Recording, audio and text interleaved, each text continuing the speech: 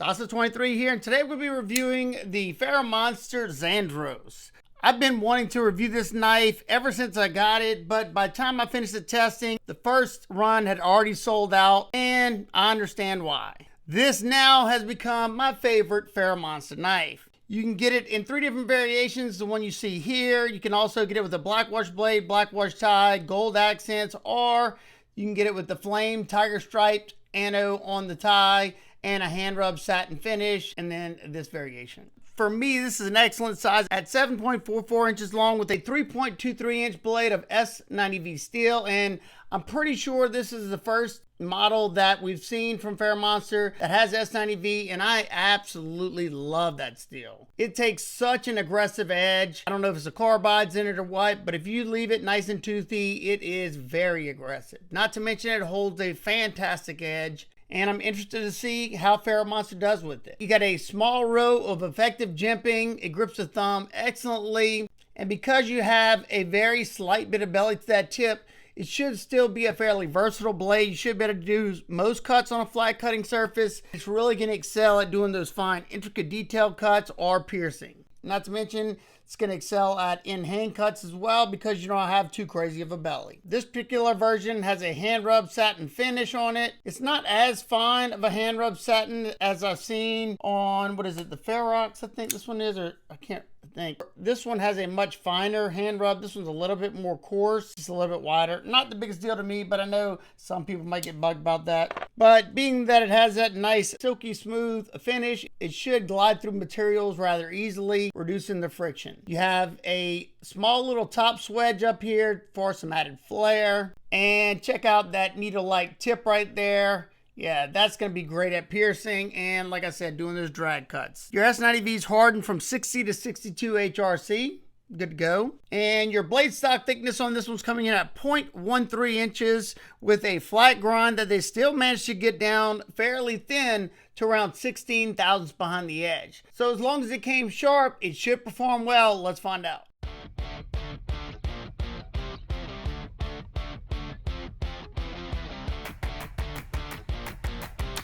Yeah, I don't know about y'all, but I was super stoked to see FerraMonster going with S90V on this one. And I do believe this is their first knife that they've released in S90V. I think all the other premium ones were in M390 and maybe S35. But I personally love S90V. It can take such an aggressive edge. If you leave it nice and toothy, it is very, very aggressive. All those carbides bite really well. And it holds a really, really good edge. FerraMonster sent this one out. I must say, okay, it's very sharp in the midsection to about 3/4 to the tip, and then the tip sharp. It's just, I don't know, maybe you got a little over polished by the tip, but that's not a big deal. That's an easy fix once I'm done with this. But yeah, comfortable, very powerful cutter. No real hot spots to speak of. Now, it is a narrower handle, so if you could be doing this for extended periods of time, you're going to start to fatigue your wrists and forearms, but none felt here because I wasn't doing it for 30 minutes or anything.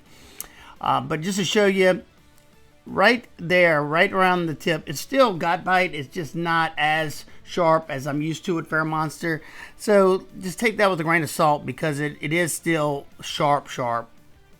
It's not hair whittling sharp like the Ferrox. I think that I tested was hair whittling sharp out of box.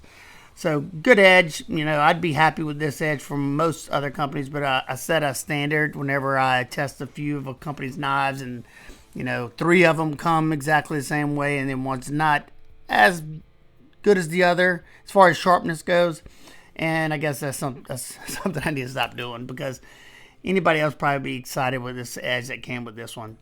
I did happen to lift it up on the block. I could have probably got away without doing it, but I'm already having some trouble, not so much with my blisters, but I'm having some trouble gripping right now, so I didn't want to make it any harder for me trying to push down into the cutting board.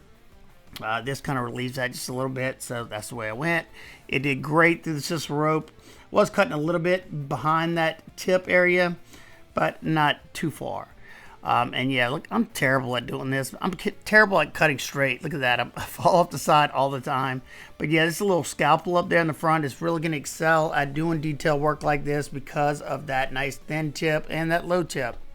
And now I'm going to show you that you can do the majority of your cuts on a flat cutting surface. It's just showing you the versatility of this one and showing you that it's still nice and sharp. It went strong all the way to the end, and I couldn't be happier. Keep using S90V. Yep, lots of fun to test. And please, FerraMonster, keep using S90V. You can use other steels too. I like a variety, and we were seeing a lot of M390 from FerraMonster, which is a great steel, but I love me some S90V. Now let's take a look at the deployment action on this one. So you have a front flipper, and if I have to have front flipper, this is how I like it, kind of like a Bic lighter style. Excellent grippy jimping there that grips the finger nicely, and you have a blade hole. Blade hole is my go-to. Fantastic. Nice, well-tuned detent, nice and smooth action. That top flipper works great. You can do the reach around. You can do the spotty drop.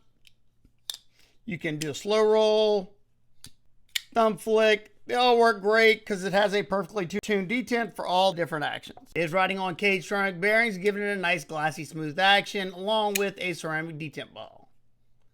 It's a nice controlled drop, and that's what I prefer over a guillotine drop. To me, the tolerances have to be a lot tighter for it to be a very controlled drop rather than just a blade just falling down. When it came to the ergos, I thought it was very comfortable. I like the fact that I can get all the way up to that edge so I can control it a lot better. I can get a lot more force in that manner. Hammer grip was very comfortable. Saber grip's comfortable. This reverse pull grip, I enjoy doing this a lot too, and it's very comfortable. If you want to do the reverse gas station knife fight grip, it's comfortable as well.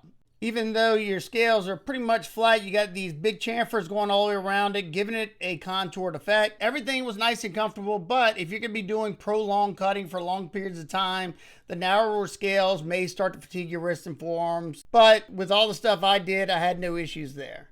Pinch grip's also great. I can get right down on that tip to put some extra pressure down if I need to, or if I want to control it, getting some intricate cuts done. Now let's close it up. Take a look at the handle area. So we have the FerraMonster logo pivot there that is pretty close to flush. It's got a bevel going around it, so there's no sharp areas.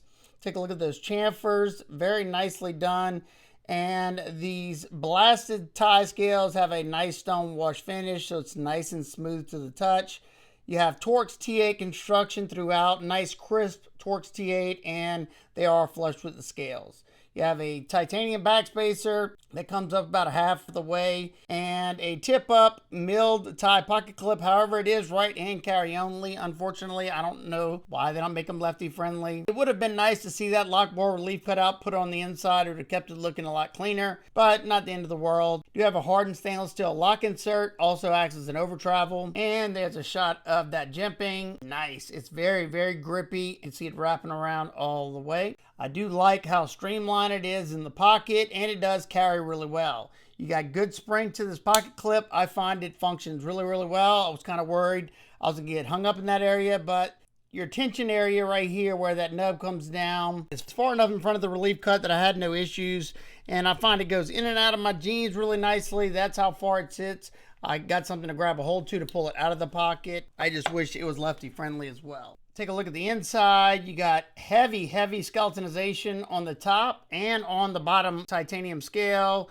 to help bring down the weight and try to balance the knife out. So I'm bringing this one to 3.08 ounces. Your balance point is a little back, but not bad at all. Still very agile in hand. I can move it around rather quickly without it being butt or blade heavy. The lockup on my knife is sitting up around, I'd say 50% or so. Access to the lock bar is good because you got the show scale comes down a little bit lower. You got a nice little chamfer. I can use the tip of my finger, no problem. I can use this portion, no problem. So in my opinion, great access to that lock bar. Nice and easy to get there.